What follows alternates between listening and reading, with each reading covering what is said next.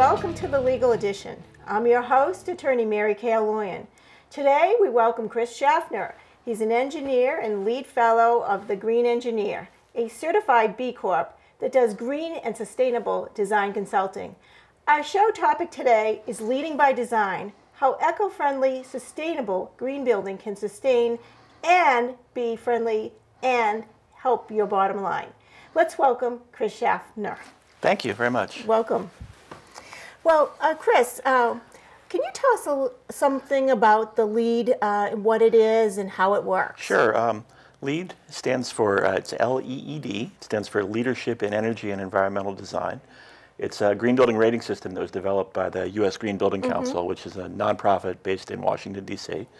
And it is a rating system to assess the sustainability of buildings. And they have different versions of it for new construction of office buildings or schools, healthcare facilities, and they also have versions that apply to existing buildings.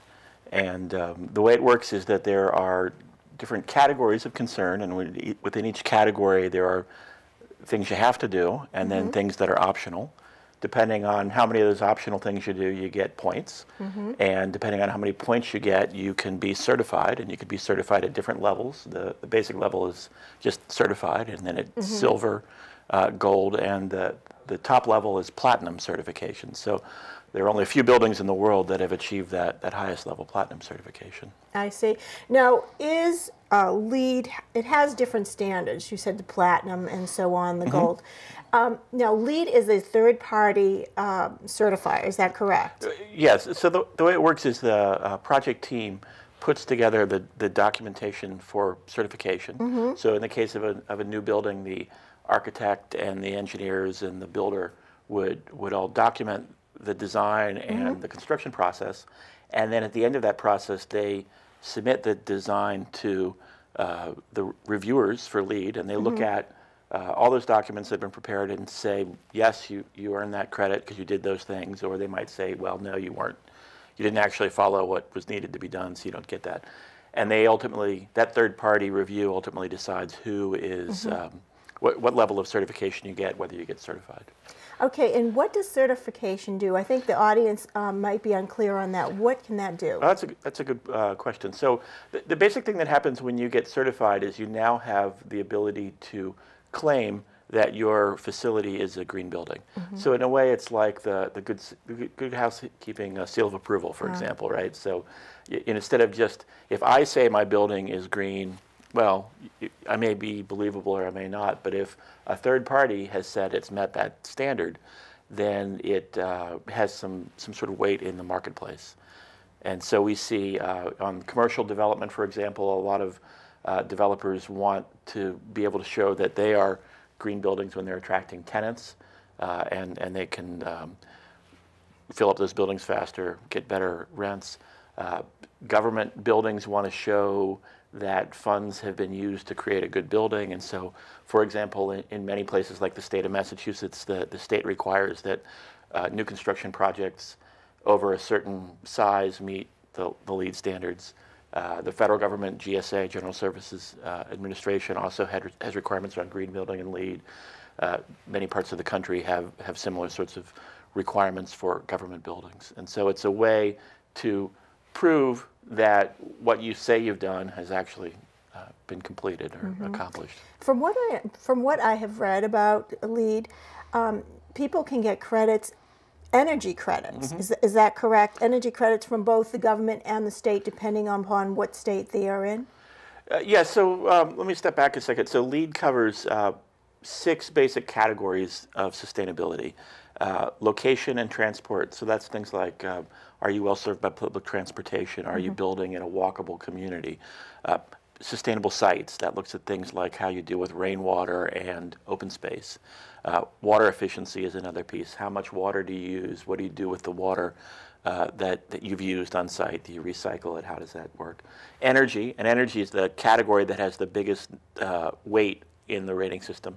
But in addition, we also look at materials and resources. So that's everything from, are you using certified, sustainably harvested wood? Are we doing construction waste recycling? do we have recycled content in our building, and then the indoor environment, so things like indoor air quality, acoustics, natural light are all pieces of that. So energy is the biggest part, and that's a lot of the work that I do at the Green Engineer is focused on how we make our buildings more energy efficient. And there are a number of different ways to get credit for being an energy efficient building. But typically we show that our building is better than some specific code or standard, and there are different standards state by state, but generally when we're looking at LEED, we look at some national standards based on standards that are promulgated by the American Society of Heating, Refrigeration, and Air Conditioning Engineers, or ASHRAE as they're better known. And so that looks at both energy efficiency within the building, and we also look at things like renewable energy, so solar, wind power, or other forms of renewable energy might get you credit within the LEED rating system. And what is the rating system? How many points can one get on these different areas, such as the energy aspect, or the air quality ratio? Could you explain that? Yeah, there are the different rating systems have within LEED. There's actually I think we're up to 21 different adaptations for different building types and different parts of a building's life cycle. But all of the rating systems are based on 110 total points available, and you need to get at least 40 of those 110 points to be certified, 50 for silver, 60 for gold, and 80 gets you platinum. So you've achieved a lot of things to get to platinum. Energy is generally the biggest section of that, and so in the different versions it may range from being worth about 25 points to being worth up to about 40 points out of those. Maybe not 40. I think we're in the high 30s is the highest that they are in the different rating systems. So you'll never be able to get LEED certified just by addressing energy, but you get awfully close. And certainly the buildings that are high performers and meeting things like LEED Gold or LEED Platinum have achieved significant energy improvement, and many of them incorporate things like renewable energy into the projects as well. And from what I've read, there's been a problem in the past with sick building syndrome. I think we've all heard about that. We've had it here in the state of Massachusetts. We've read about it elsewhere. And these projects, these LEED projects, that is to help ameliorate those type of issues. Is that correct? So you raise a really interesting point. When we first started being very concerned about the energy consumption of our buildings in the 70s, when utility prices started rising, one of the things that we started to do is to pay very close attention to the skin of the building envelope, and how leaky the building envelope was. So back in the 50s, when we built a building, we didn't worry too much about ventilation in the building because so much air would just come through the envelope that there was always enough fresh air for people. And so what happened in the 70s and 80s as we started to really tighten up our buildings is we discovered that in many cases we didn't have enough fresh air, or we weren't ventilating appropriately, and that caused things like sick building syndrome, because we also were introducing more and more pollutants into our indoor environment, things like printers and copiers, carpeting, wall coverings. All of these things can off-gas chemicals that either can be irritants or in some cases can be harmful. They've been identified chemicals that have health effects, persistent bioaccumulative toxins that build up over time, things like flame retardants, and also more straightforward things like formaldehyde that turn out to be associated with cancer risk. And so along with tightening up our buildings, we've realized that we need to look a little closer at ventilation. And so there are specific standards about how you bring air into the building, how much, what quality of air that is. And those are built into our building codes. And LEED addresses that in their indoor environmental quality section. So it makes sure that you're meeting or exceeding those codes for ventilation, and also that you are putting processes in place to make sure that you're actually getting the amount of ventilation you say you're getting. One of the things that we see that happens a lot is that a designer will write down on the plans, this is how much outside air should come in. But an operator of a large commercial building may not have any idea how to understand how much air is actually coming in. So LEED buildings often will include specific controls that actually measure the amount of fresh air that's coming in. In some cases, they even can figure out how many people are in the building and adjust the amount of air being brought into the building. So for example, in a space like a theater, when there's a full crowd in that theater, we bring in a lot of fresh air so that people stay awake during the performance. But perhaps during a rehearsal, when there may only be a few people in the theater, we don't need to provide the same amount of ventilation. And so the same principle can be applied to all sorts of different types of commercial buildings. And so we've got a building that's smart enough to bring in the right ventilation when you need to, but it doesn't waste energy by bringing in too much when you don't need to. So those kinds of things are pretty typical in LEED buildings. It's interesting you use the term smart building, because the building, there's some kind of computer, is there some kind of computer generated knowledge base? This is a real interesting part of what's happening in buildings these days. We have building automation systems, which are computer controlled, and we're moving towards I've heard people talk about the concept of the Internet of Things, that your refrigerator will talk to your stove and alert you that you're out of milk on the way home so that you can stop and get some. Well, buildings have been doing that for a while, especially larger commercial buildings, and we're even starting to see that move into homes. A lot of people probably are familiar with things like the Nest thermostat, for example, which is we now have thermostats at home, and then instead of just being a little lever that you turn, does things like understand when you're home and when you're not, and adjust the temperature automatically. So multiply one of those by a large commercial office building, a 30-story high-rise tower in downtown somewhere, is going to have computers controlling all sorts of things, so that the facilities engineer, he might be able to check on the lawyer's office first thing in the morning and make sure the temperature's okay in there, because that facilities engineer doesn't want to get anybody calling and complaining. Now, from what I've read about this new green technology, it not only, it may be a little bit more costly initially to include in the building design, but over the term of the life of the building, it actually becomes more cost effective because it's built in. The market value of the building is increased. Productivity within the building is increased because there's less absenteeism, there's less sick time being claimed. So it seems like there's a win-win. Plus, there's also energy credits on the federal level and also on the state level as well. Did you want to get into that a little bit? Yeah, I think so. The economics of green building are interesting. I think that we have opportunities when we're designing a building to, as you mentioned, spend a little more to save over time, and some technologies are very much like that. There also are strategies we can employ that will reduce the first cost. We like to talk about the idea of integrative design. So the idea that doing one thing saves other places and the overall savings is positive. So a simple example of that would be if you, for instance, put more insulation in your house, more than would be the code minimum requirement, your heating system could get smaller because you wouldn't need so much heat. And so at some point, the cost of extra insulation is balanced by the savings from the smaller furnace or boiler.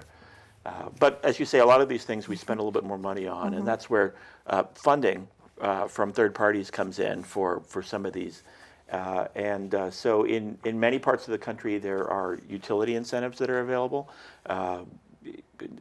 Pretty much everywhere I work in the Northeast, whether it's Massachusetts or Rhode Island or Connecticut or New York or New Jersey, there are utility programs that encourage building owners to invest in energy efficiency. And if it's something that's going to cost too much for that owner, the utility will help defray the cost, because they know that a reduction in energy demand ultimately means they don't need to go build a new power plant. And so it's cheaper and easier for them to reduce the demand in your house or your building than it is to build a new power plant. And then the other place that we have these energy credits that you're talking about, it goes to renewable energy. So solar and wind, when you are generating solar power, you also get something called a renewable energy credit. Yes, can you expand on that? Right. So a renewable energy credit, that the lingo that we use, of course, everything's a TLA, three-letter acronym. And so RECs are what they're called, REC, Renewable Energy Credit. And it's a little bit of a complicated idea, but imagine you're generating electricity by some renewable method. And so there's really two characteristics of that power that you care about. One is that, well, it's electricity and you can use it. And the second is that it's renewable. And a REC allows you to separate the economic value of those two pieces. So that if I'm generating renewable energy from the solar panel on my house, that energy goes back into my house, and I use that to reduce the bill that I get from my electric company. But then I can sell the fact that it was solar to a third party, and usually it's a utility. We have in many states renewable portfolio standards that require utilities to have a certain percentage of their total electricity generation coming from renewable sources. And the same way that they will give you incentives to reduce your energy consumption, they're going to give you a similar sort of incentive to pay for solar. Basically, you're putting solar on your roof so that they don't have to go put solar somewhere else. And this is also used by a lot of large corporations who are looking at reducing their environmental footprint. So if you go to, there's a local grocery store chain, for example, that claims that they're powered by the wind. And so that doesn't mean that there's a wind turbine out back that's going to their place. What's actually happening is there are wind turbines in Texas, and those wind turbines make electricity which goes to the grid, but then they take the RECs, the renewable energy certificates, and they sell them to this grocery store chain. And so the grocery store chain takes credit for their power being renewable through the RECs. And that's become one of the chief funding mechanisms for renewable energy projects. Back a few years ago, many states gave grants, and so you get money up front to build renewable energy systems. And the difficulty with that is that not every project was eligible for a grant. In many cases, different projects were competing, and projects tend to be sized based on the amount of grant that was available. So it actually, while it encouraged renewable energy generation, it didn't have a huge impact on the marketplace. They've transformed that to this REC market, and so basically, as long as there's a demand for RECs, there's a demand for new renewable energy installations. And in places like New Jersey and Massachusetts, where there are strong REC markets, that becomes a significant part of the total funding picture for solar. So we see projects taking advantage of that. Of course, with renewables, there are also various tax advantages that you have. Federal tax credits that are up to 30% of the cost. Different states have different tax credits. Here in Massachusetts, you typically get about $1,000, up to $1,000 tax credit, which supports home-sized systems, not so much on the larger systems. And so you combine the ability to, first of all, the high price of electricity already. So there's a value in what you've created. There's a second value in the RECs, and then the tax credit, and all of a sudden, things like solar become a very, very financially attractive proposition, which is why, as you drive around in states like New Jersey and Massachusetts, you see an awful lot of solar going up. And especially in Massachusetts, I don't know if the audience is aware, but we have what's called the stretch code, and the stretch code actually gives it's more energy efficiency is built into the code itself. And many states have not adopted that type of code. Are you familiar with that? Yeah, the stretch code is interesting. There are a few states that have, so there are energy codes throughout the country. Right. And if you're ever interested in which energy codes apply, there's actually a really good website called energycodes.gov. And it's run by the federal government, and you can look up what the energy codes are in each state. And so almost every state has energy codes, and many of them are to the standard, the ASHRAE standard I mentioned before that LEED uses. What's happened in places like Massachusetts and also places like California and Oregon is the states have adopted more stringent codes. Now what's really unique in Massachusetts is they made it a local option. So we have a base code that's the ASHRAE code, and then we have what they call a stretch code, which a town or a city can adopt at their choice. And there are currently something like 140 towns in Massachusetts that have adopted that code.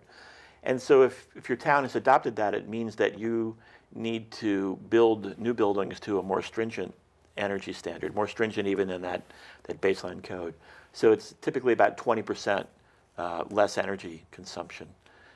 That's significant. That's significant. Well, you know, it's interesting if we look back at the history of energy codes.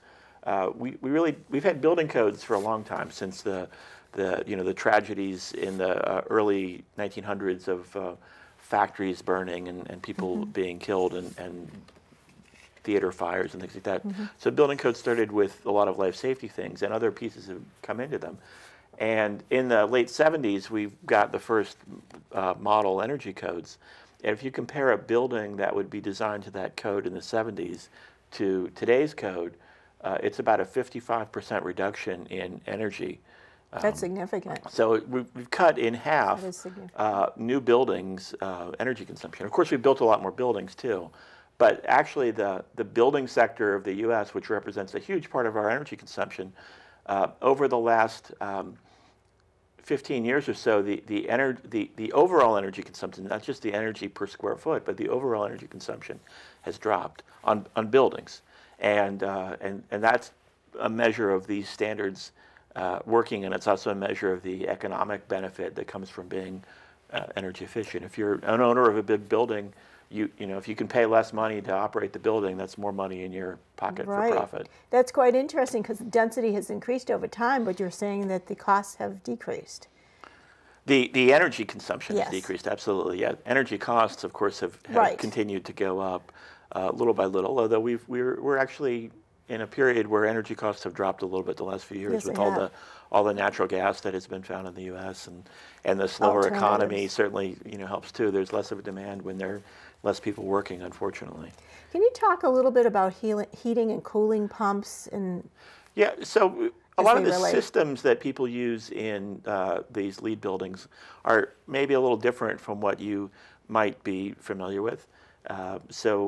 Back in the day, a big building would have a boiler that would make steam, and you'd have air conditioning systems that would heat and cool the building, the heating and air conditioning. And even in your house, you'd have a furnace or a boiler that might move hot water around or blow hot air around your building, your house to keep it warm. And so one of the trends we're seeing is more use of heat pump technology. So a heat pump is just like an air conditioner, except that it can be turned backwards. So, an air conditioner in the summertime, it's making your house cool, and it's taking that excess heat and it's moving it to the outdoors. So imagine if you could just spin that around in the winter. So it would make the outdoors cooler and it'd take that excess heat and blow it in your house. That's the idea of a heat pump. It's a little more complicated than that. And we see green buildings now using these high efficiency heat pumps. And one of the reasons they might do it is if they're getting their energy from things like solar or wind, they want to use electricity as much as possible. They don't want to burn fossil fuels. So a heat pump is by far the most efficient way to heat with electricity rather, because it's a typical heat pump for every 1 unit of electricity that comes in, you actually get around 3 units of heat, because what it's doing is it's using that electricity not to generate new heat, but to move heat. It's moving it from the outdoors to the in. And then people have realized that you can make this even more efficient by doing what's called a ground source heat pump. Sometimes it goes by the name geothermal. Yes. So instead of using the air as your heat source in the winter, when it's 0 out, you use the ground, and the ground temperature is pretty stable, and it floats around your average temperature. So in the Northeast, the ground temperature is in the range of 50 to 55 degrees. So a heat pump can very efficiently move heat out of 50-degree ground into your house, even in the coldest day of winter, and have it heat your house or your building and be comfortable. Very efficient, all working on electricity. So as we move to a trend where people are starting to design what they call zero net buildings, meaning they produce as much energy and specifically as much electricity as they consume, heat pumps are seen as a natural fit there. You've got your renewable energy source, like wind or most likely solar, and you use that to power your heat pumps for heating and cooling the building. And at the end of the year, your bill is 0. You've got a net zero building. Which is the goal. That's one of the goals. The state of Massachusetts has set that goal for new buildings to be net zero by 2030. There's also, similarly, the American Institute of Architects, AIA, has their Architecture 2030 Challenge, which is working towards a similar goal of net zero by 2030. As we look at different types of buildings and different community arrangements, what we're seeing is a lot of the larger, dense buildings, it's very hard to make those buildings individually net zero. So I like to think about the idea of net zero communities, that we have community resources for solar and wind that can be used to power our buildings, so that instead of saying, hey, that office tower is net zero, what we can do instead is say, hey, that town or that neighborhood or that city is net zero. That's where we really need to get to. And the idea that we reduce our reliance on fossil fuels so that we are avoiding the air pollution and climate change issues. And at the same time, still having buildings that function as we need them to, are comfortable, or better, are state-of-the-art everything. And buildings are, the design and construction side of buildings is kind of a laggard when you compare us to things like aerospace or electronics. We tend to do things the old-fashioned way as long as possible, but green building has been something that's really been moving that forward and changing that quite a bit. Mm-hmm. Now on the West Coast, have you seen any changes there in their codes in recent months? What we've seen, California for a long time has been a leader in this. Kind of how I got my start in this. I worked in California for 5 years in the early 90s, and then moved back to Boston, and I was the guy from California who knew more about energy efficiency, because we had been forced to build to their, what they called Title 24. And so California continues to adopt more stringent standards, and they have now adopted standards that address more than just the energy. So they're looking at a wider range of green building. And of course, California, one of the big focuses they have there that is really less of an issue for us here in the Northeast is water. Yes.